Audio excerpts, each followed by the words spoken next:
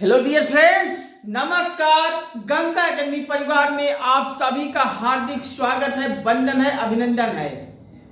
आप सभी भारत के प्रत्येक आम नागरिक, आप सभी गंगा अकेडमी परिवार में आप सभी का सादर आमंत्रित है, असादर आमंत्रित है। तो देर किस बात की मेरे प्यारे बच्चों, फटाफट आप सभी चैनल पर आइए, अपने मोबाइल फोन में, लैपटॉप में यूट्यूब को ओपन की कर लीजिए और सर्च बार में गंगा अकेडमी सर्च कर लीजिए। लिखकर आपको स्वामी विवेकानंद वाले लोगों पर चैनल दिख जाएगा। बस उसी चैनल पे फटाफट आप सभी आइए और चैनल को सब्सक्राइब करके बगल में घंटी आल पे प्रेस कर लीजिए और लाइक शेयर कमेंट के माध्यम से हमें प्यार और सपोर्ट कीजिए।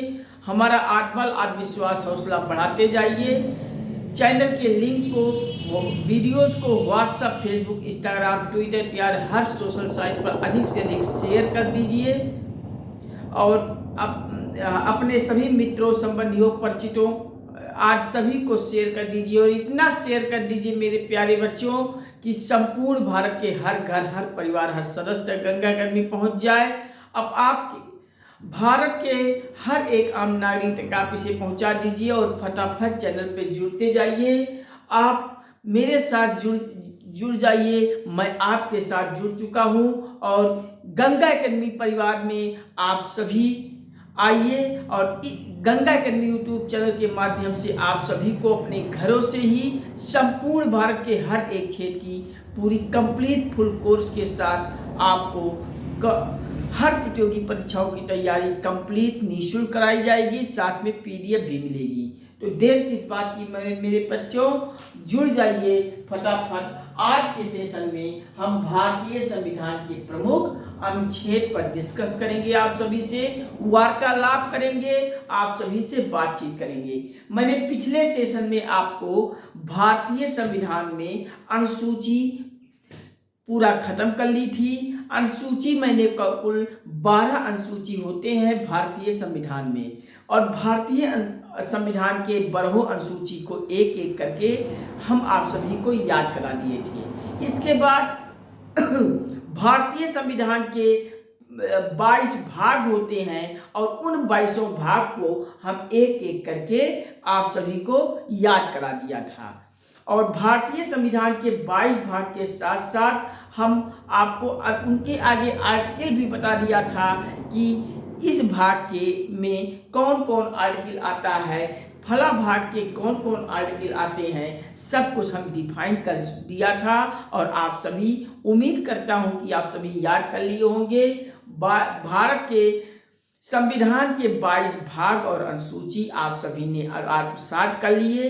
तो आज के इस एपिसोड में आप सभी को भारतीय संविधान के जो प्रमुख अनुच्छेद आते हैं, जो आपकी प्रतियोगी परीक्षाओं में पूछे जाते हैं, उन अनुच्छेदों को भी आप सभी को आत्मसात कराने का प्रयास करूंगा, याद कराने का प्रयास करूंगा, जिससे आप सभी कोई भी आने वाले एग्जाम में परीक्षा देने जाएं तो भारतीय संविधान की ना तो आपको अनुच्छेद से क्वेश्चन गलत हो, ना भारतीय संविधान के भाग से क्वेश्चन गलत हो, ना ही अनुसूची से क्वेश्चन गलत हो।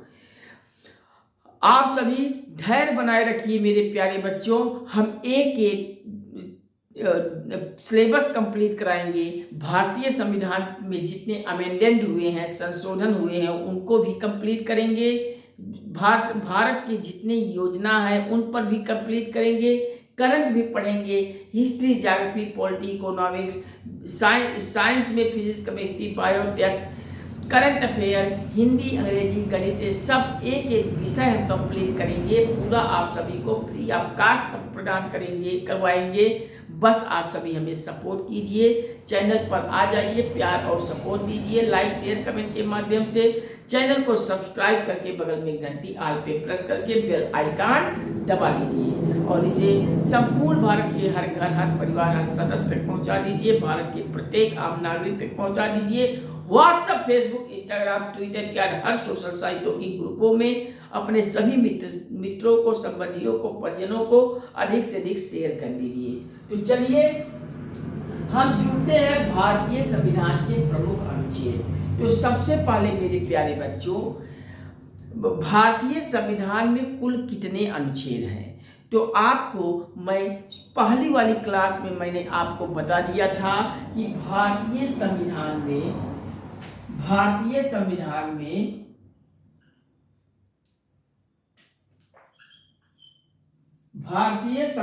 में कुल अगर भाग हम आपसे कहें तो भाग है 22।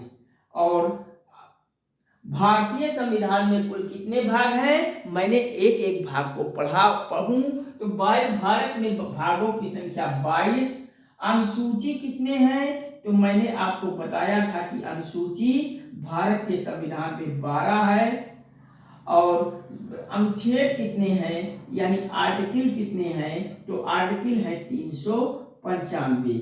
ये मैंने आपको पहली वाली क्लास में मैंने बता दिया था कि भारत के संविधान में कुल भागों की संख्या 22 है, अनुसूची की संख्या 12 है और आर्टिकल यानी कि अनुच्छेद की संख्या 395 है। मूल अनुच्छेद यानी आपके परीक्षा में अगर पूछा जाए कि भारतीय संविधान में कुल मूल अनुच्छेदों की संख्या कितनी है तो वहां 395 आ जाते हैं। वैसे अनुच्छेद तो 395 ही है टोटल, लेकिन हर कुछ अनुच्छेदों में का, खा, गा, ए, बी, सी टाइप करके, जैसे अनुच्छेद फला का या फला का ए, बी, सी, इस टाइप के जो अनुच्छेद बढ़ गए हैं कुछ, उन सभी को अगर मिलाकर हम देखें तो 450 प्लस अनुच्छेद हो गए हैं। लेकिन मूल अनुच्छेद कुल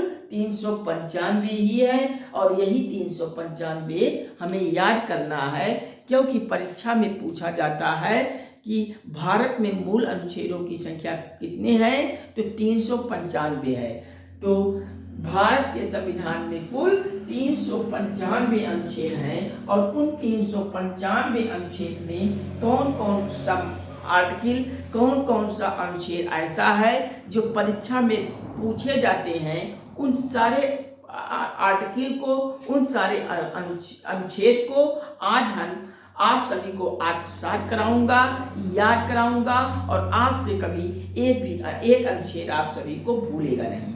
तो चलिए भारत का अनुच्छेद 1 पर हम सीधे आते हैं। तो भारत का अनुच्छेद 1, भारत का अनुच्छेद 1 और अनुच्छेद 1 में क्या है आइए जानते हैं। मैंने आपको पिछले सेशन में बताया था कि भारत में अनुच्छेद 1 पूछे या भाग 1 पूछे या अनुसूची 1 पूछे, यानी भारतीय संविधान का भाग 1 पूछे, अनुसूची 1 पूछे या अनुच्छेद 1 पूछे, तो सभी में पहले वाले में संघ और उसका राज्य क्षेत्र होगा। तो लिख लीजिए भारत राज्यों के संघ के रूप में है। अनुच्छेद 1 में क्या याद करेंगे? लिख लीजिए भारत राज्यों के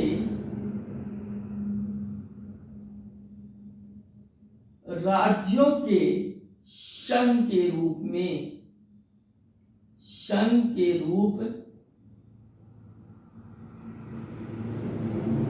में भारतीय संविधान का अनुच्छेद 1 में क्या है तो भारत राज्यों के संघ के रूप में, यानी भारत कैसा है? राज्यों के एक संघ के रूप में है, यानी कि राज्यों के संघ के रूप में भारत है। ये भारत के पहले अनुच्छेद में याद कर लीजिए। अब हम आते हैं भारत के संविधान का अनुच्छेद 2। तो अनुच्छेद 2 में आप याद कर लीजिए, अनुच्छेद 2 में क्या है याद कर लीजिए, नए राज्यों का प्रवेश या उनकी स्थापना। लिख लीजिए नए राज्यों का, नए राज्यों का प्रवेश या उनकी स्थापना या स्थापना।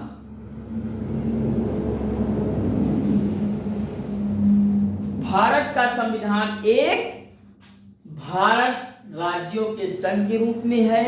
ये भारत के अनुच्छेद 1 में याद कर लीजिए। और भारत के अनुच्छेद 2 में है नए राज्यों का प्रवेश या फिर स्थापना। यानी भारत में कोई भी नया राज्य बनता है या नए राज्य का प्रवेश, नया राज्य की स्थापना होती है, ये भारत के किस संविधान के अंतर्गत होता है। भारत के किस संविधान के अंतर्गत किसी नए राज्य की स्थापना किया जाता है, किसी नए राज्य का प्रवेश किया जाता है, तो आपको पता होना चाहिए कि भारत के संविधान के संविधान के अनुच्छेद 2 के अंतर्गत भारत में किसी भी राज्य की स्थापना हो सकती है। यानी भारत में कोई नया राज्य बनता है तो उन नए राज्य की जो स्थापना होती है, प्रवेश होता है, वो भारत के संविधान के अनुच्छेद 2 के अंतर्गत होता है। तो याद कर लीजिए, नए राज्यों का प्रवेश या स्थापना भारतीय संविधान के किस अनुच्छेद के अंतर्गत है, तो अनुच्छेद 2।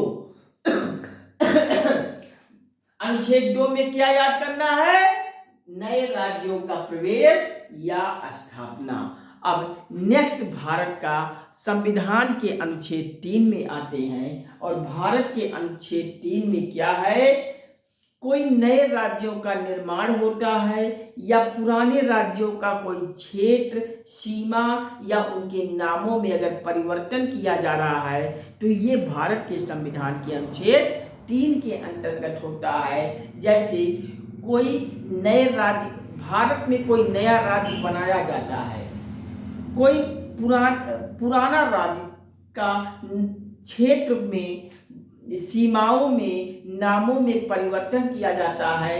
यानी ये उत्तर प्रदेश राज्य है और इस उत्तर प्रदेश का जो क्षेत्र है, उस क्षेत्र में कोई घटोत्तरी बढ़ोतरी किया जा रहा है या उनके सीमाओं में कोई परिवर्तन किया जा रहा है या उनके नाम, उत्तर प्रदेश के नाम में परिवर्तन किया जा रहा है, तो ये भारत के संविधान में के अनुच्छेद 3 के अंतर्गत किया जाएगा।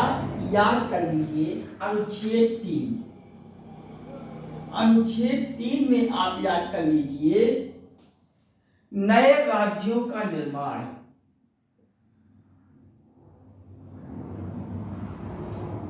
नए राज्यों का निर्माण,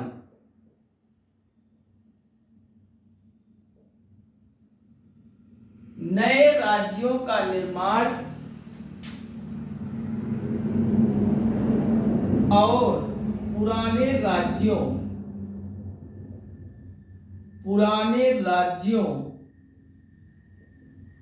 नए राज्यों का निर्माण और पुराने राज्यों के क्षेत्रों, सीमाओं, पुराने राज्यों के क्षेत्रों,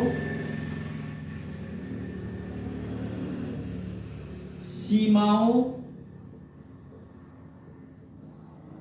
व नामों में परिवर्तन,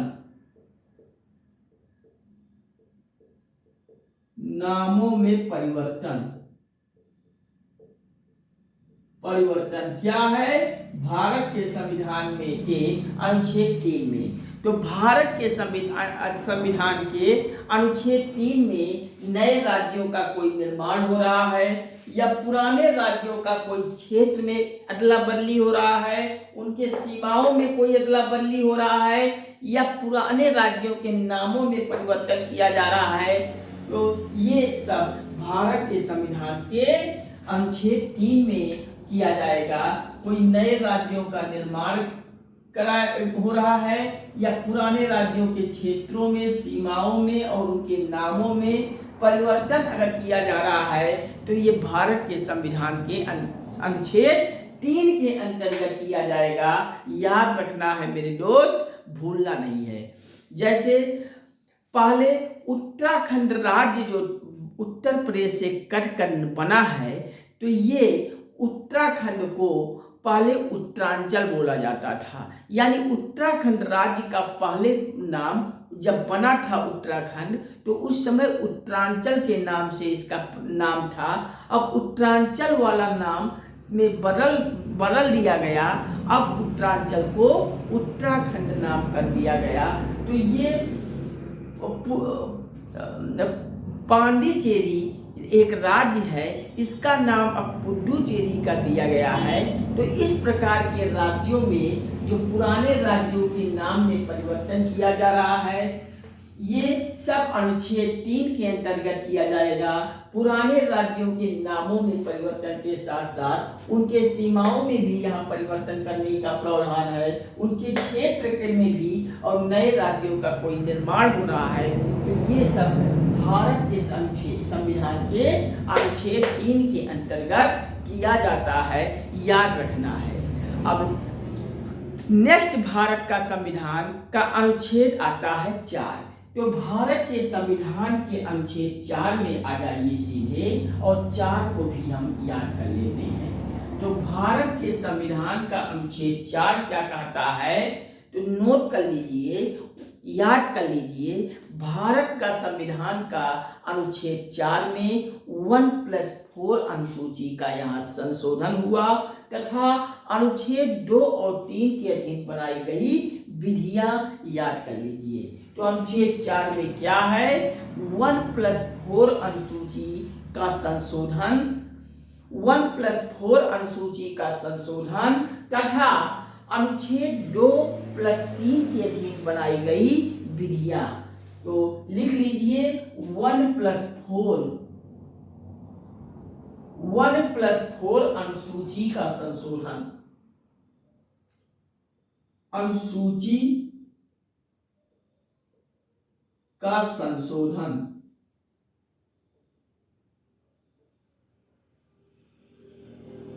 1+4 अनुसूची का संशोधन तथा अनुच्छेद 2 और 3 तथा अनुच्छेद 2 और 3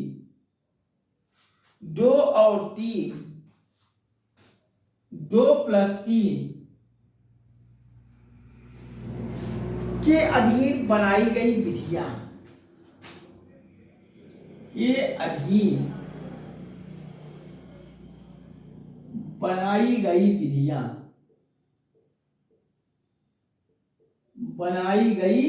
विधियां, ये भारत के अनुच्छेद 4 के अंतर्गत प्रावधान है, याद कर लीजिए मेरे दोस्त। भारत के संविधान के अनुच्छेद 4 में क्या याद करना है, तो भारत के संविधान के अनुच्छेद 4 में 1+4 अनुसूची का संशोधन हुआ यहाँ पर, तथा अनुच्छेद 2 और 3 में जो प्रावधान है, उन प्रावधानों में जो बनाई गई विधियां हैं, अनुच्छेद 2 और 3 के अधीन जो विधियां हैं अनुच्छेद 2 और 3 का, तो ये आप भारत के संविधान 4 के अनुच्छेद 4 में आप ही देखोगे। तो याद कर लीजिए, निम्नलिखित में से भारत के संविधान के अनुच्छेद 4 में क्या है, तो नोट कर लीजिए, याद कर लीजिए। 1+4 अनुसूची का यहाँ संशोधन है तथा अनुच्छेद 2 और 3 के अधीन बनाई गई विधियां यानी कि कानून। तो नेक्स्ट भारत का संविधान का अनुच्छेद 5 पर आ जाते हैं। 5 भी याद कर लीजिए मेरे दोस्त, अनुच्छेद 5, अगला अनुच्छेद है 5। तो 5 याद कर लीजिए, भारत के संविधान का अनुच्छेद 5। तो 5 में क्या याद करना है, संविधान जब लागू हुआ था तो संविधान के प्रारंभ पर नागरिकता, यानी संविधान के प्रारंभ पर यह नागरिकता याद कर लीजिए। संविधान किसमें, अनुच्छेद 5 में। तो संविधान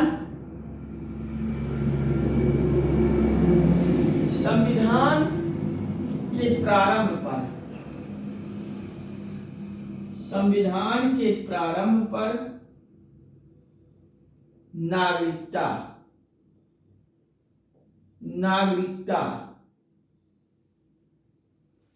भारत के संविधान के अनुच्छेद 5 में क्या याद करना है? संविधान के प्रारंभ पर नागरिकता, यानी अभी ये हम पढ़ रहे थे अभी तक भारत के संविधान का अनुच्छेद 1 से लेकर 4 तक। ये मैंने अगर आपसे पूछे कि भारत के संविधान का अनुच्छेद 1 से 4 किस भाग के अंतर्गत आता है, तो ये भारत के संविधान का अनुच्छेद 1 और 4 भाग 1 के अंतर्गत आता है। यानी ये भाग एक में आएगा। भाग 1 में कौन कौन सा अनुच्छेद आएगा? तो अनुच्छेद 1, अनुच्छेद 2 और अनुच्छेद 3 और अनुच्छेद 4, ये भारत के संविधान के भाग 1 के अंतर्गत चारों अनुच्छेद आएंगे। 1 में क्या है? तो 1 में मैंने बताया भारत राज्यों के संघ के रूप में है। अनुच्छेद 2 में मैंने बताया कि नए राज्यों का प्रवेश व स्थापना है, और भारत के संविधान के अनुच्छेद 3 में नए राज्यों का निर्माण, पुराने राज्यों के क्षेत्रों, सीमाओं व नामों में परिवर्तन। नेक्स्ट, भारत का संविधान का अनुच्छेद 4 1+4 अनुसूची का संशोधन तथा अनुच्छेद 2 और 3 के अधीन बनाई गई विधियां। ये भाग 1 के अंतर्गत ये अनुच्छेद 1 से 4 तक हमने पढ़ा। नेक्स्ट, भारत का संविधान 5 आता है, और 5 भारत के संविधान के भाग 2 के अंतर्गत अब यहाँ से शुरू हो जाता है भाग 2। तो भाग 2 में अनुच्छेद 5 से लेकर 10 तक है, और 11 से भाग 3 आ जाता है मौलिक अधिकार। 12 से 5 से 11 तक नागरिकता है, और नागरिकता 5 से 11 तक हम पढ़ेंगे भाग 2 में। भाग 2 में अनुच्छेद पढ़ते हैं 5 से 11 तक, और अब भाग 2 में हम 5 से 11 तक एक एक अनुच्छेद को जानते हैं कि कौन सा अनुच्छेद किस में है। ये भाग 2 वाले में अब हम चल रहे हैं 5 से 11 में। उसके बाद अनुच्छेद 12 से 35 तक हम भाग 3 पढ़ेंगे। इस प्रकार से अनुच्छेद 36 से 51 तक हम भाग 4 पढ़ेंगे, और 51 का ए भाग 4 के का को पढ़ेंगे। तो अब हम भारत के संविधान का भाग 2 अनुच्छेद 5 पे आ गए हैं। तो अनुच्छेद 5 के अंदर पढ़ा कि संविधान के प्रारंभ पर नागरिकता। तो अनुच्छेद 5 में क्या याद करना है? तो याद कर लीजिए, अनुच्छेद 5 में संविधान के प्रारंभ पर नागरिकता। नेक्स्ट, भारत का संविधान का अनुच्छेद 6 आता है। तो अब जान लेते हैं भारत के संविधान के अनुच्छेद 6 में क्या है मेरे प्यारे बच्चों। तो भारत के संविधान के अनुच्छेद 6 में याद कर लीजिए, भारत आने वाले, कोई व्यक्ति भारत आ रहा है तो भारत में आने वाले जो व्यक्ति हैं उनको नागरिकता। भारत में जो कोई विदेशी भारत में आने वाले हैं और भारत में आने वाले व्यक्तियों को नागरिकता कैसे दिलाई जाती है, ये भारत के संविधान के अनुच्छेद 6 में लिखा हुआ है। संविधान के अनुच्छेद 6 में कौन सा प्रावधान है? तो याद कर लीजिए, भारत के संविधान के अनुच्छेद 6 में भारत में आने वाले जो व्यक्ति हैं उनकी नागरिकता का व्यवस्था यहाँ भारत के संविधान के अनुच्छेद 6 में किया गया है। तो अनुच्छेद 6 में याद कर लीजिए मेरे दोस्त, भारत में आने वाले व्यक्तियों की नागरिकता। भारत में आने वाले व्यक्तियों की नागरिकता। भारत में आने वाले व्यक्तियों को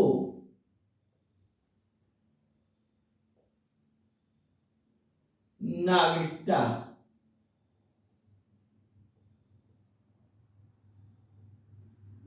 याद कर लीजिए, मैंने बताया कि भारत के संविधान के अनुच्छेद 5 में संविधान के प्रारंभ पर नागरिकता, यानी संविधान के प्रारंभ पर नागरिकता पूछे तो अनुच्छेद 5 के अंतर्गत, और भारत में आने वाले व्यक्तियों पर नागरिकता पूछे तो ये अनुच्छेद 6 के अंतर्गत याद कर लीजिए।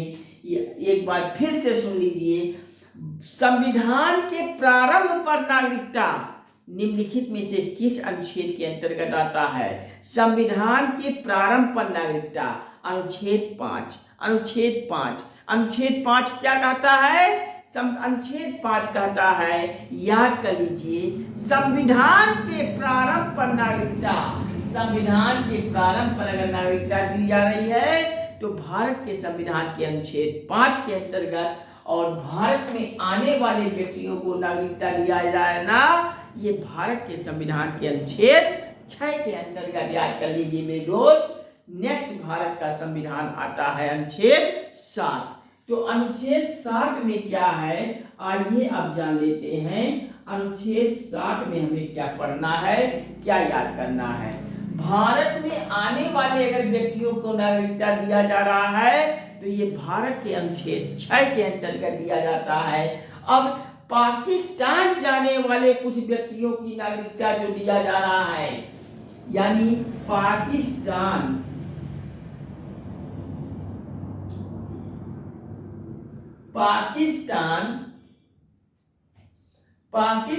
जाने वाले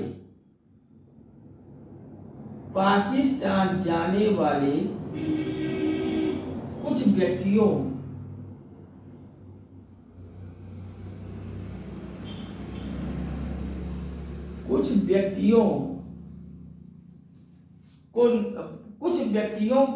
पाकिस्तान जाने वाले कुछ व्यक्तियों को नागरिकता,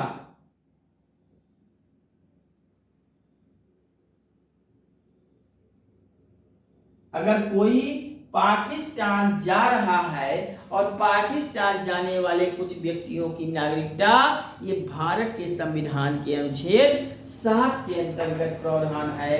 याद कर लीजिए मेरे दोस्त, ये प्रोसेस अनुच्छेद 6 और 7 क्या है?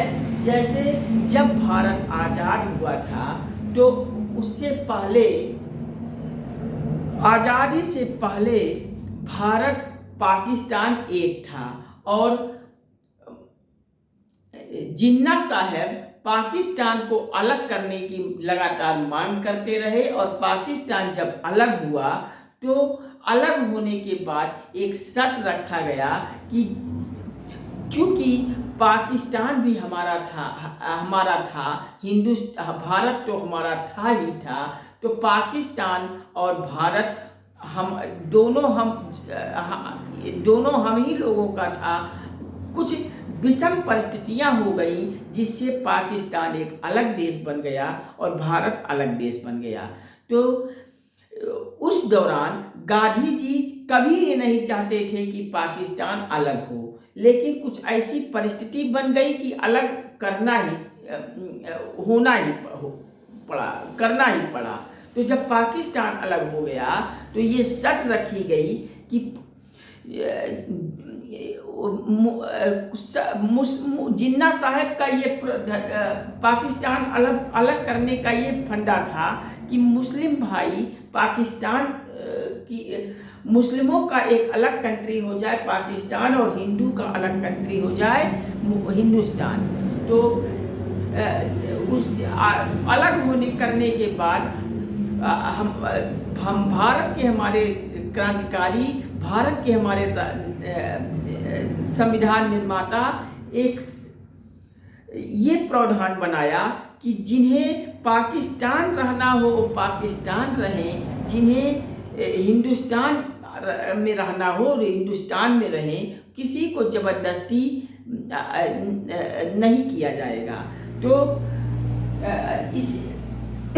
इसी नाते आप देखोगे कि पाकिस्तान में भी हिंदू हैं, मुस्लिम के साथ साथ हिंदू पाकिस्तान में भी हैं, और हिंदुस्तान में हिंदू के साथ साथ मुस्लिम लोग भी रहते हैं। तो चूंकि स्वेच्छा कर दिया गया था, अगर कोई इधर उधर जा रहा है तो अपने स्वेच्छा से जाए, किसी को जबरदस्ती नहीं है। तो उसी में ये भारत में आने वाले व्यक्तियों की नागरिकता यहाँ प्रावधान कर डाला गया अनुच्छेद 6 में। और पाकिस्तान जाने वाले जो व्यक्तियों की नागरिकता ये भारत के संविधान के अनुच्छेद 7 के अंतर्गत है। अब नेक्स्ट भारत का संविधान का अनुच्छेद 8 पढ़ते हैं। और 8 में क्या है कि भारत के बाहर रहने वाले व्यक्तियों पर नागरिकता, यानी अनुच्छेद 8 क्या कहता है, याद कर लीजिए। अनुच्छेद 8 कहता है भारत से बाहर रहने वाले व्यक्तियों की नागरिकता। तो याद कर लीजिए,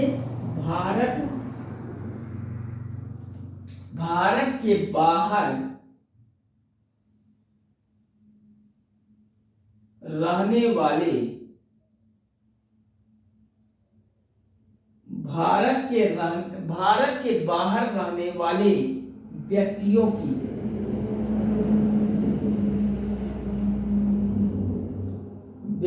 की नागरिकता।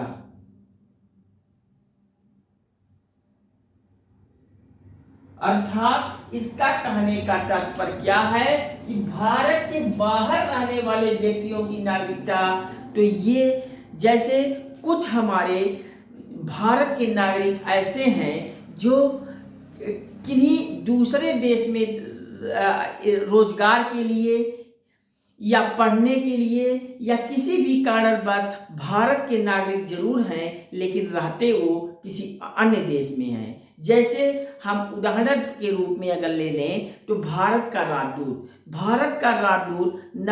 नागरिक है भारत का, लेकिन वो कहाँ रहता है, जिस देश के लिए उन्हें राजदूत पद पे उन्हें भेजा गया है उन देशों में वो रहते हैं। और उसी रूप में उसी को यहाँ कहा गया है भारत के संविधान के अनुच्छेद 8 में कि भारत से बाहर जो लोग रह रहे हैं उनकी नागरिकता का प्रावधान अनुच्छेद 8 में बताया गया है। यानी भारत के संविधान के अनुच्छेद 8 में भारत के बाहर रहने वाले व्यक्तियों की नागरिकता। अब यहाँ आप कंफ्यूज मत होइएगा अनुच्छेद 6 और 7 और 8 में, क्योंकि ये कंफ्यूजन का आपको कंफ्यूजन पैदा कर रहा होगा। तो सीधा आप याद रखेंगे कि भारत से जो आने वाले व्यक्ति हैं, यानी जो पाकिस्तान एक अलग राष्ट्र बना है, ये जो कहा गया था कि स्वेच्छा से जो पाकिस्तान में रहना चाहे वो पाकिस्तान रहे और स्वेच्छा से जो हिंदुस्तान में रहना चाहे वो हिंदुस्तान में रहे। तो अगर कोई पाकिस्तान से भारत में आने वाले जो व्यक्ति हैं, भारत में जो आ रहे हैं व्यक्ति, उन व्यक्तियों की नागरिकता का प्रावधान भारत के संविधान के अनुच्छेद 6 में है। 7 में पाकिस्तान कोई जा रहा है उन व्यक्तियों की नागरिकता है, और भारत से बाहर कोई रह रहा है या किसी भी देश में अगर भारत का नागरिक रह रहा है तो उनके लिए नागरिकता का प्रावधान अनुच्छेद 8 में किया गया है। याद कर लीजिएगा मेरे प्यारे बच्चों, भूलिएगा मत। तो भारत से बाहर रहने वाले व्यक्तियों की नागरिकता किस अनुच्छेद में है, तो अनुच्छेद 8 में है। अब नेक्स्ट भारत का अनुच्छेद पढ़ते हैं 9।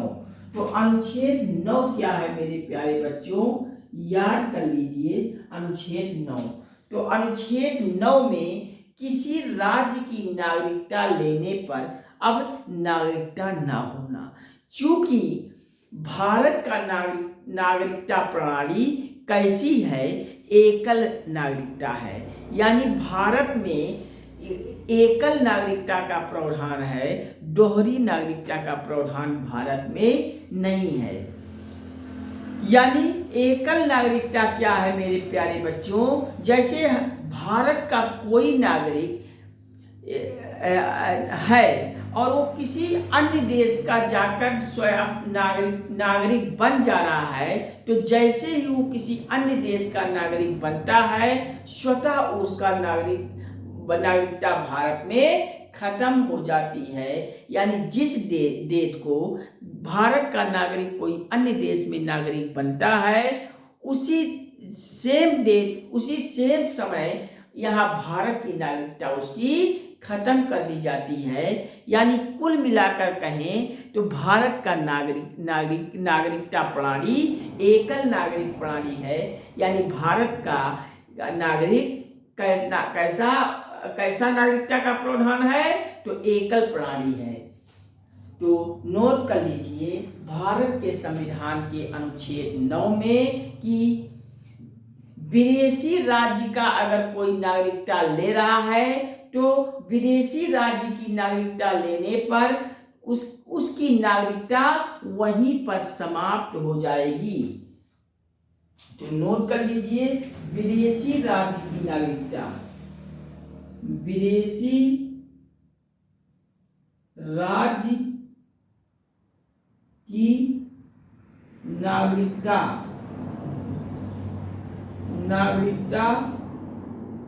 विदेशी राज्य की नागरिकता लेने पर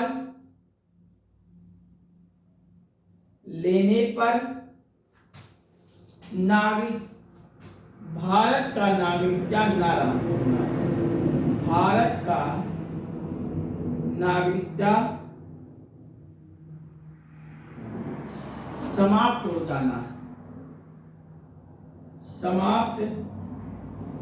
हो जाना, यानी कहने का तात्पर्य है कोई व्यक्ति किसी विदेशी राष्ट्र का किसी अन्य देश में नागरिकता ग्रहण कर रहा है तो ऐसे भारत की नागरिकता उसकी उसी समय समाप्त कर दी जाएगी। किस प्रावधान से, किस अनुच्छेद से, तो अनुच्छेद 9 के अंतर्गत। याद कर लीजिए नेक्स्ट भारत के संविधान का अनुच्छेद आता है 10। तो अनुच्छेद 10 में क्या याद करना है याद कर लीजिए मेरे प्यारे बच्चों, अनुच्छेद 10 में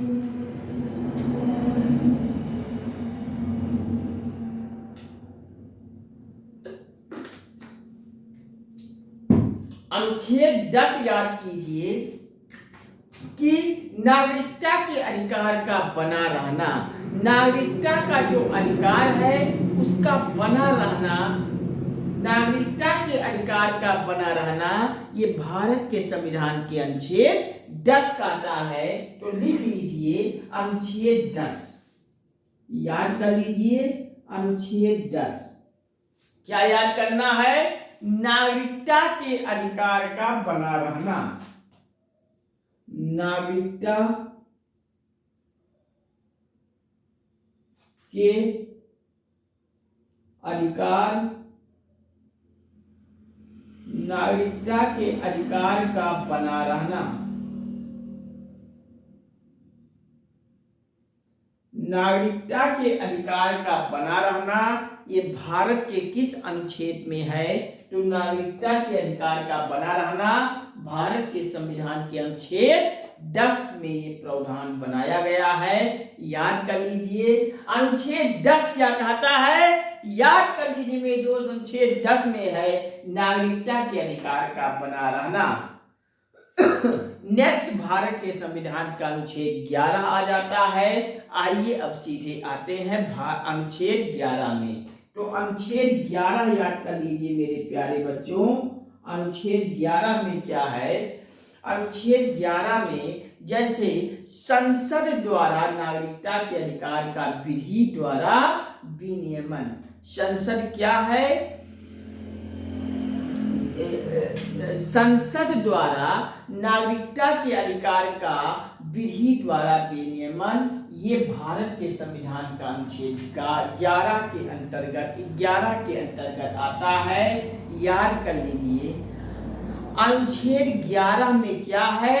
तो संसद द्वारा नागरिकता का जो अधिकार है उन नागरिकता के अधिकार का जो विधि द्वारा विनियमन किया जाता है ये अनुच्छेद 11 के अंतर्गत है। तो अनुच्छेद 11 में याद कर लीजिए संसद द्वारा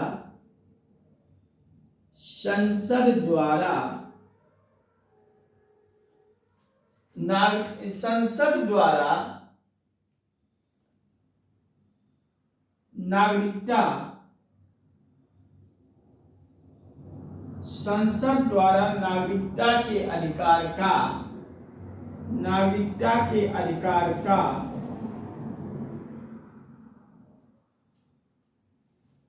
विधि द्वारा विनियमन,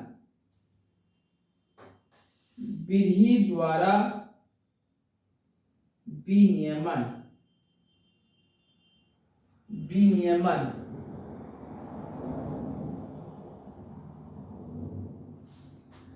अनुच्छेद 11 में याद कर लीजिए, संसद द्वारा नागरिकता के अधिकार विधि द्वारा विनियमन। तो संसद द्वारा नागरिकता के अधिकार का विधि द्वारा विनियमन भारत के संविधान के किस अनुच्छेद के अंतर्गत आता है? तो अनुच्छेद 11 में। अनुच्छेद 11 में याद कर लीजिए कि संसद द्वारा नागरिकता के अधिकार विधि द्वारा विनियमन, ये भारत के संविधान के अनुच्छेद 11 में आप सभी को याद रखना है। नेक्स्ट भारत के संविधान का आता है अनुच्छेद 12। अनुच्छेद 12, अनुच्छेद 12। अब 1 मिनट रुक जाइए। क्यों रुक जाइए? मैं भाग 1 में कौन कौन अनुच्छेद बताया था? अनुच्छेद 1 से लेकर 4 तक। 1 से 4, अनुच्छेद 1 से 4 तक भाग 1। भाग 1 में कौन कौन अनुच्छेद पढ़ना है? तो आपका जवाब होगा भाग 1 में आता है अनुच्छेद 1, 2, 3, 4। तो 1 से लेकर 4 तक भाग 1 हो गया। मैंने अनुच्छेद 5 से 11 बताया था भाग 2। तो भाग 2 में मैंने आपको बताया था कि अनुच्छेद 5 से लेकर 11 तक कौन सा भाग? तो भाग 2। तो भाग 2 में मैंने आपको बताया था अनुच्छेद 5 से लेकर 11 तक। तो ये मैंने 11 में पढ़ा कि अनुच्छेद 11 में पढ़ा संसद द्वारा नागरिकता के अधिकार विधि द्वारा विनियमन। तो ये 5 से लेकर 11 तक नागरिकता का प्रावधान है, यानी नागरिकता के बारे में कहा गया है। किस भाग के अंतर्गत? तो भाग 2 के अंतर्गत। अब हम अनुच्छेद 12 पढ़ेंगे। किस भाग के अंतर्गत? तो अब भाग अगला आ जाएगा तो भाग 3 में। तो भाग 3 में कौन कौन सा अनुच्छेद आता है? आप अगर पिछला वीडियो पढ़े हैं, देखे हैं, तो आसानी से समझ में आ जाएगा कि भाग 3 में कौन कौन सा अनुच्छेद आता है। अगर आप सब पिछला वीडियो नहीं देखे हैं तो एडवाइस करते हैं कि आप सब पिछला वीडियो जरूर देख लीजिएगा, क्योंकि जब क्रम से वीडियोस देखेंगे तो सारी चीज़ें बेहतर से बेहतर समझ में आएगा।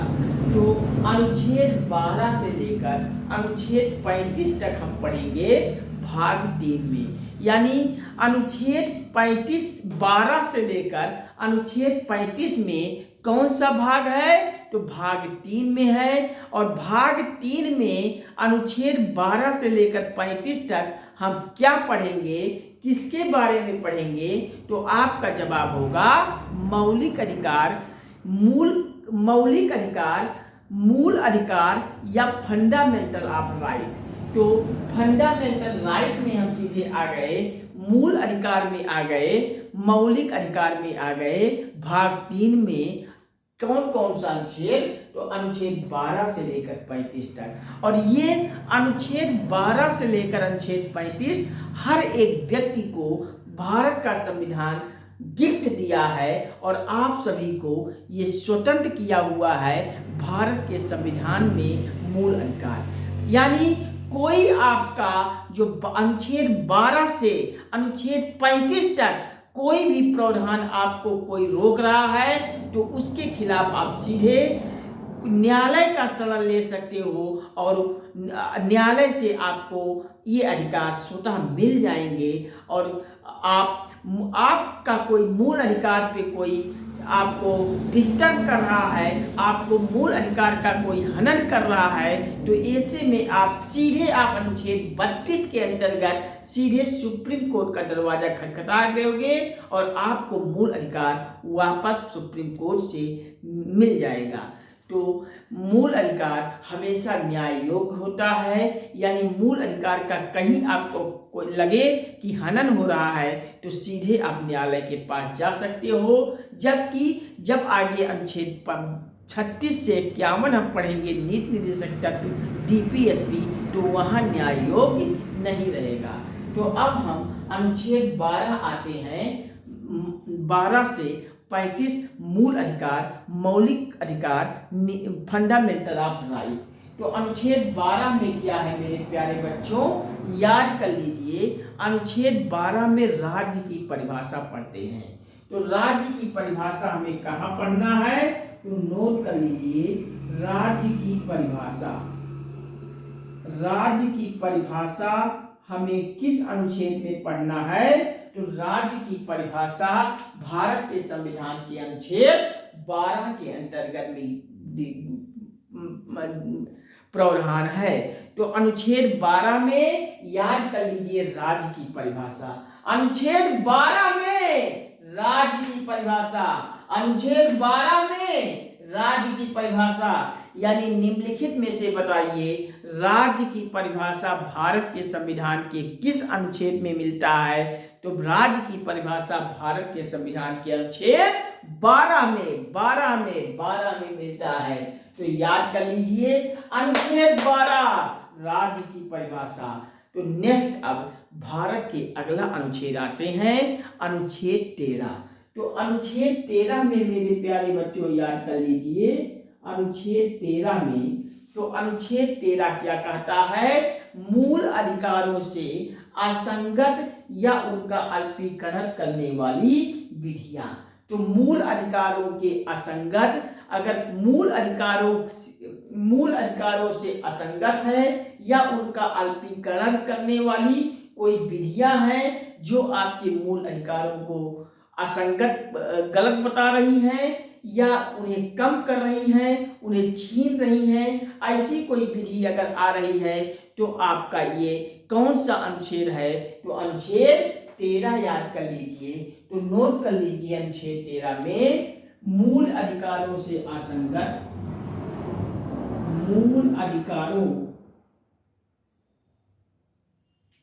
मूल अधिकारों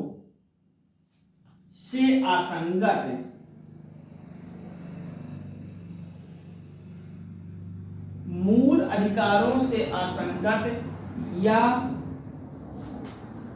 अल्पीकरण करने वाली विधियां, अल्पीकरण का तात्पर्य कम करने वाली विधियां, अल्पीकरण करने वाली विधियां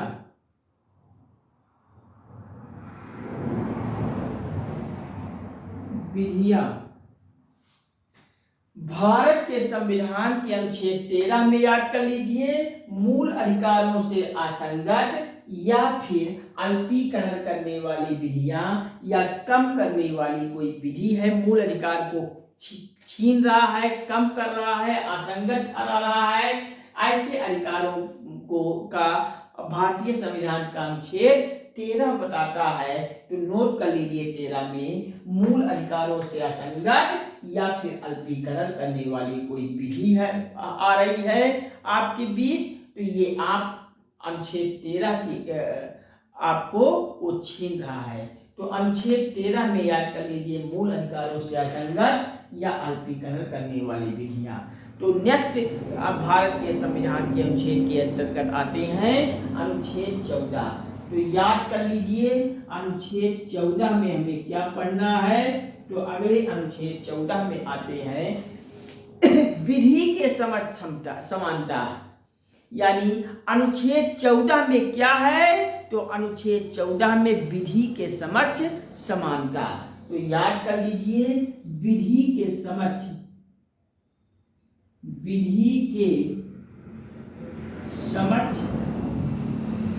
समानता, विधि के समक्ष समानता। तो भारत के संविधान के अनुच्छेद 14 में विधि के समक्ष समानता, विधि के समक्ष समानता भारत के किस अनुच्छेद के अंतर्गत है, तो विधि के समक्ष समानता भारत के संविधान के अनुच्छेद 14 में आपको पढ़ना है। अनुच्छेद 14 में क्या याद कर लीजिए? अनुच्छेद 14 में याद कर लीजिए विधि के समझ समानता। तो विधि के समझ समानता किस अनुच्छेद में? तो अनुच्छेद 14 में। 14 में क्या?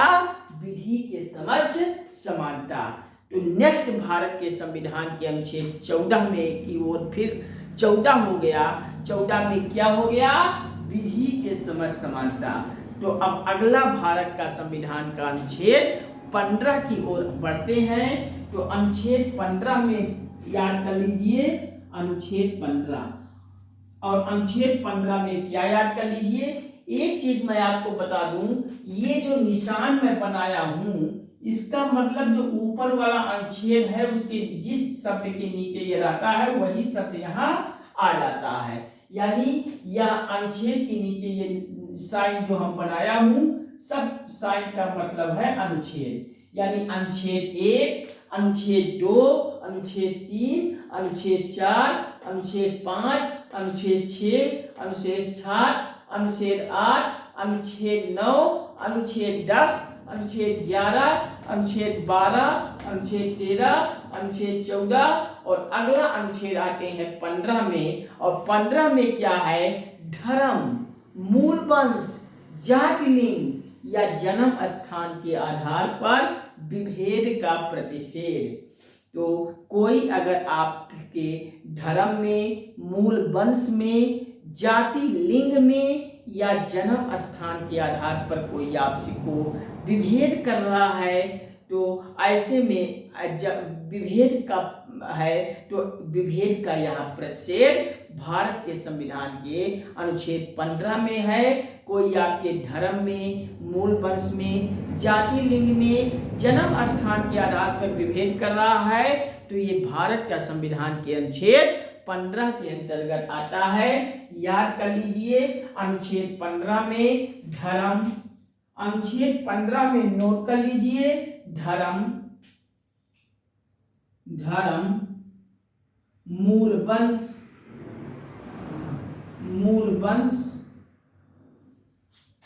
जाति, लिंग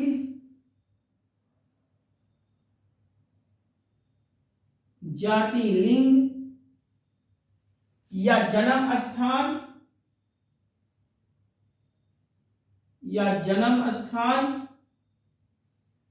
के आधार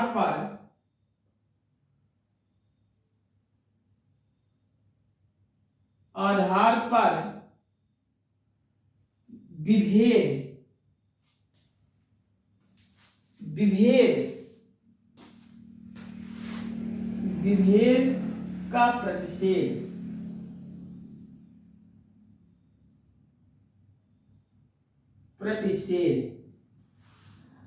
अनुच्छेद 15 में याद कर लीजिए कि धर्म, मूल वंश, जाति, लिंग के आधार पर विभेद या का प्रतिषेध ये भारत के संविधान के अनुच्छेद 15 में याद रखना है मेरे दोस्त। अनुच्छेद 15 में क्या है तो याद कर लीजिए अनुच्छेद 15 में कि धर्म, अनुच्छेद 15 में धर्म, मूल वंश, जाति, लिंग के आधार पर विभेद का प्रतिषेध ये भारत के संविधान के अनुच्छेद 15 में आता है। नेक्स्ट भारत का संविधान का अनुच्छेद 16। तो अनुच्छेद 16 में आपको याद रखना है एक लाइन, तो याद कर लीजिए अनुच्छेद 16 लोक नियोजन। यानी अनुच्छेद 16 में एक शब्द याद करना है लोक नियोजन। लोक नियोजन के विषय में अवसर की यहाँ समानता दी जाती है। यानी जब किसी लोक नियोजन के आधार पर, लोक नियोजन के विषय पर कोई अवसर की समानता देने की बात हो तो वहां भारत का संविधान का अनुच्छेद 16 के अंतर्गत आता है। तो अनुच्छेद 16 में लोक नियोजन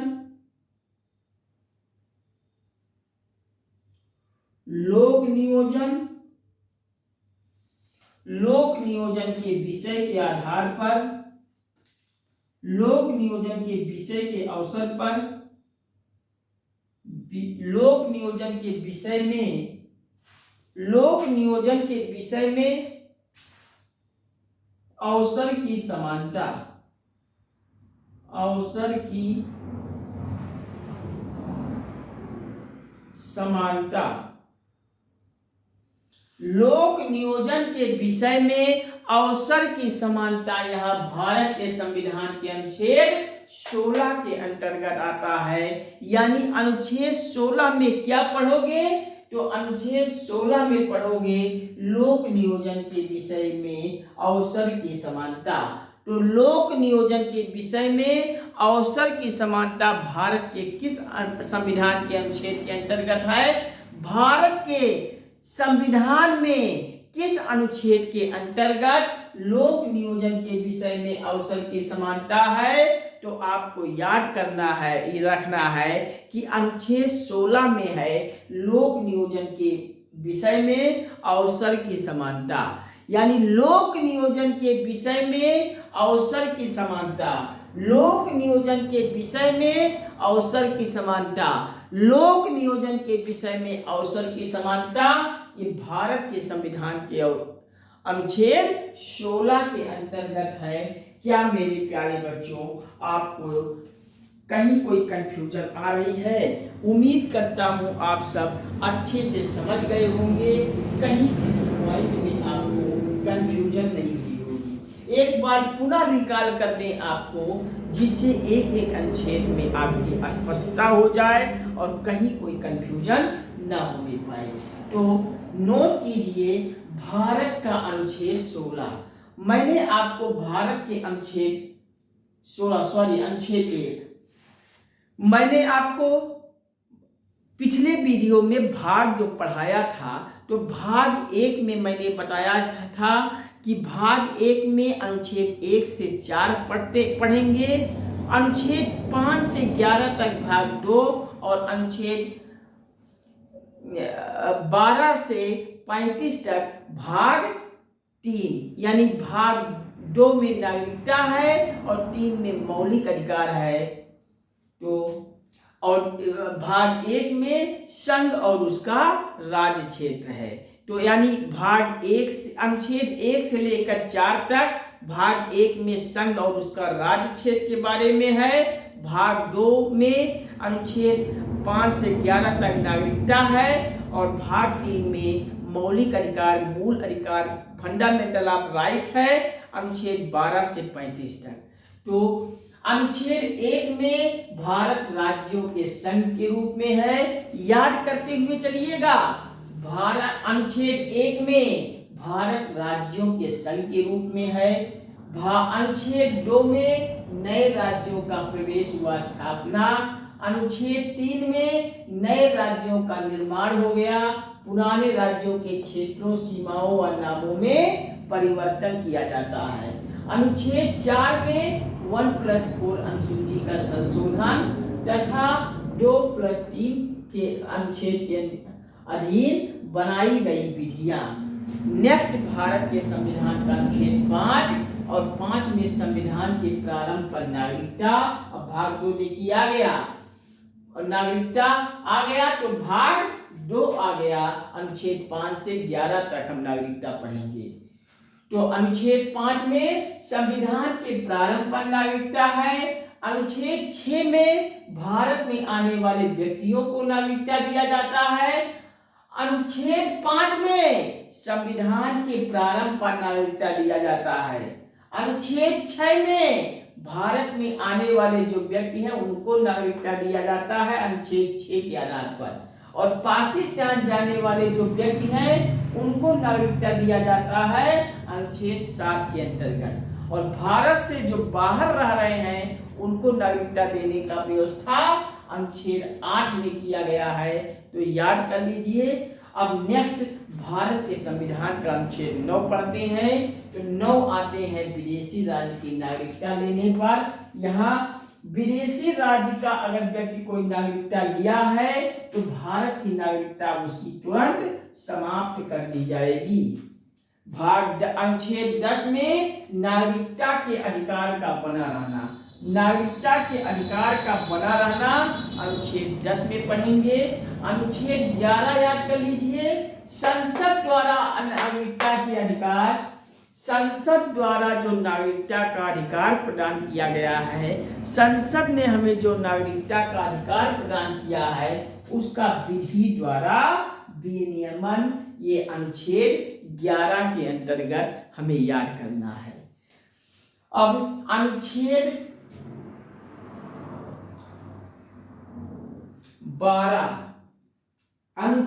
12 से लेकर हम 35 तक, यहाँ 16 तक है, अनुच्छेद 12 से लेकर 35 तक हम भाग 3 पढ़ेंगे। यानी भाग 3 अब आ गया, अनुच्छेद 12 से लेकर 35 तक एक एक अनुच्छेद को हम यहाँ मौलिक अधिकार, मूल अधिकार, फंडामेंटल ऑफ राइट के अंतर्गत पढ़ेंगे। तो भाग 12 में क्या है, राज्य की परिभाषा। यानी जब किसी राज्य की परिभाषा की बात होती है तो भारत के संविधान के अनुच्छेद 12 के अंतर्गत, अनुच्छेद 12 के अंतर्गत हम पढ़ आते हैं। अनुच्छेद 12 में याद कर लीजिए राज्य की परिभाषा। राज्य की परिभाषा अनुच्छेद 12, अनुच्छेद 13 आ जाइए, मूल अधिकारों से असंगत पाया जाता है या अल्पीकरण करने वाली कोई विधियां हैं, मूल अधिकार को कम कर रही है कोई विधि, तो ऐसे में ये आपका अनुच्छेद 13 आ जाता है। अनुच्छेद 14 में, अनुच्छेद 14 नोट कीजिए, विधि के समक्ष समानता। यानी कोई विधि, कोई कानून के समक्ष कोई समानता आ रहा है तो ये अनुच्छेद 14 में है। तो अनुच्छेद 14 में विधि के समक्ष समानता। नेक्स्ट भारत का संविधान का अनुच्छेद 15, और 15 में याद कर लीजिए, धर्म, मूल वंश, जाति, लिंग के आधार पर विभेद का प्रतिषेध। तो धर्म, मूल वंश, जाति, लिंग के आधार पर विभेद का प्रतिषेध भारत के संविधान का अनुच्छेद 15 में याद कीजिए। 16 में लोक नियोजन के विषय में जो अवसर की समानता है, लोक नियोजन के विषय में अवसर की समानता भारत के संविधान के अनुच्छेद 16 के अंतर्गत याद रखेंगे। तो अनुच्छेद 16 में याद कर लीजिए, लोक नियोजन के विषय में अवसर की समानता। तो लोक नियोजन के विषय में अवसर की समानता भारत के संविधान के अनुच्छेद 16 में आप याद रखेंगे। तो कैसा लगा आज का ये सेशन, प्लीज आप सभी अपना प्यारा सा कमेंट बताइए, कमेंट देकर हमें बताइएगा कि क्या आपको समझ में आ रहा है। उम्मीद करता हूँ आप सभी को अच्छे से समझ में आ रहा होगा और एक एक अनुच्छेद को आप सभी आत्मसात कर रहे होंगे, बिल्कुल रट रहे होंगे और आने वाले परीक्षा में आप सभी का एक भी अनुच्छेद से सवाल गलत नहीं होने पाएगा, एक भी भाग से क्वेश्चन नहीं गलत हो पाएगा, एक भी अनुसूची से क्वेश्चन नहीं गलत होगा। किसी भी संशोधन से संबंधित परीक्षा में सवाल आता है तो एक भी संशोधन वाला क्वेश्चन नहीं गलत होने देंगे। बस आप सभी से अपील करते हुए गुजारिश करता हूं, आप सभी से साहित्य कोट प्रणाम करते हैं, आप सभी को नमन करते हैं, भारत के प्रत्येक एक आम नागरिक को नमन करता हूं कि आप सभी चैनल पर आइए, धैर्य बनाइए और हमें प्यार और सपोर्ट दीजिए। चैनल लाइक, शेयर, कमेंट के माध्यम से हमें प्यार से और सपोर्ट कीजिए। हमें हमारा आत्मबल, आत्मविश्वास, हौसला बढ़ाते जाइए हमारा लाइक, शेयर, कमेंट देकर। चैनल पर नए हैं तो सब्सक्राइब जरूर कर लीजिएगा। सब्सक्राइब करते ही बगल में घंटी भी आल पे प्रेस कर लीजिएगा और लाइक, शेयर, कमेंट के माध्यम से हमें प्यार और सपोर्ट बढ़ाते जाइएगा। हमें हमारा आत्मबल, आत्मविश्वास, हौसला बढ़ाते जाइएगा। और हाँ, सब्सक्राइब करते ही बगल में घंटी आ जाएगी, उसको भी आल पे प्रेस कर लेके बेल आइकन ले लीजिएगा, जिससे यहाँ से वीडियो पब्लिश करते ही सबसे पहले वीडियो आपको मिले और कोई टॉपिक, कोई वीडियो आपसे छूटने ना पाए, जिससे हर वीडियोस को आप सब देखिए, क्योंकि हर एक वीडियो में आपके परीक्षा को क्वालिफाई कराने के लिए बहुत महत्वपूर्ण क्वेश्चन आप सभी को हर वीडियो में मिलेगा, जो आपकी परीक्षा में बार बार पूछे जाते हैं। तो हर वीडियोस को देखिए और वीडियोस को लिंक को आप सब व्हाट्सएप, फेसबुक, इंस्टाग्राम, ट्विटर इत्यादि हर सोशल साइटों के ग्रुपों में अपने सभी मित्रों, संबंधियों, परिजनों को अधिक से अधिक शेयर कर दीजिए और इतना शेयर कर दीजिए मित्रों कि संपूर्ण भारत के हर घर, हर परिवार, हर सदस्य, संपूर्ण भारत के हर एक आम नागरिक तक एक गंगा एकेडमी पहुंच जाए और आप सभी संपूर्ण भारत के आम नागरिक स्टूडेंट, अभिभावक बंधु, आप सभी गुरुजनों, आप सभी अभिभावक बंधुओं को कोटि कोटि हृदय नमन करते हुए सादर प्रणाम करता हूं कि आप सभी इस मंच पर आइए, सादर आमंत्रित हैं। ये गंगा एकेडमी प्लेटफॉर्म मंच परिवार आपका है और फटाफट आप सभी चैनल पर आइए, सब्सक्राइब करके बगल में घंटी आल पे प्रेस करके बेल आइकन ले लीजिए और लाइक शेयर कमेंट के माध्यम से हमें प्यार और सपोर्ट दीजिए। हमारा आत्मबल, आत्मविश्वास, हौसला बढ़ाते जाइए दिन प्रतिदिन, जिससे आप का प्यार और सपोर्ट हमें मिलता रहेगा। तो निश्चित रूप से मैं वादा करता हूं कि संपूर्ण भारत का हर एक क्षेत्र पूरा का हर एक प्रतियोगी परीक्षा का पूरा फुल कोर्स की कंपटीशन की तैयारी हम आप सभी के घरों तक उपलब्ध कराएंगे। पूर्णतः निःशुल्क कंप्लीट कराऊंगा और PDF सहित आप सभी को उपलब्ध कराऊंगा। बस आप सभी हमें प्यार और सपोर्ट दीजिए। आने वाले दिनों में मैं वादा करता हूं कि किसी भी प्रतियोगी परीक्षाओं के लिए आपको कोई कोचिंग की जरूरत नहीं पड़ेगी। आप सभी फ्री में गंगा एकेडमी यूट्यूब चैनल के माध्यम से बेहतर से बेहतर तैयारी कर सकोगे। आप सभी हमें प्यार और सपोर्ट दीजिए। भारत के बेहतर से बेहतर एजुकेटर की टीम बनेगी गंगा एकेडमी पर और आप सभी की नियमित कंपटीशन की तैयारी अच्छे ढंग से सुचारू रूप से आप सभी की बेहतर से बेहतर परीक्षा की तैयारी कंप्लीट करवाई जाएगी। आप सभी का प्यार और सपोर्ट जिस दिन हमें 1 लाख सब्सक्राइबर पूरा होने पर मिला, उस दिन 1 लाख सब्सक्राइबर पूरा होने पर एक व्हाइट बोर्ड के स्थान पे निश्चित रूप से आपकी सेवा में डिजिटल बोर्ड हाजिर हो जाएगा। तो फटाफट आप सभी अभी जुड़ जाइए चैनल पर, 1 लाख सब्सक्राइबर पूरा कर लीजिए और अपनी सेवा में डिजिटल बोर्ड हाजिर करवा दीजिए अपने सेवा में। तो निश्चित रूप से आप सभी का 1 लाख सब्सक्राइबर गंगा एकेडमी पर जिस दिन पूरा हुआ, डिजिटल बोर्ड तत्काल लग जाएगा। तो चलिए आज के सेशन में बस इतना ही, फिर मुलाकात होती है बहुत जल्द नेक्स्ट सेशन में। तब तक के लिए नमस्कार, thank you watching for this video. जय हिंद, वंदे मातरम, जय श्री राम, राधे राधे बच्चों, हर हर महादेव, हर हर Gange, all the best, thank you, bye bye. फिर मुलाकात होती है बहुत जल्द। लाइक शेयर कमेंट जरूर ठोक दीजिएगा मेरे प्यारे बच्चों। All the best, thank you.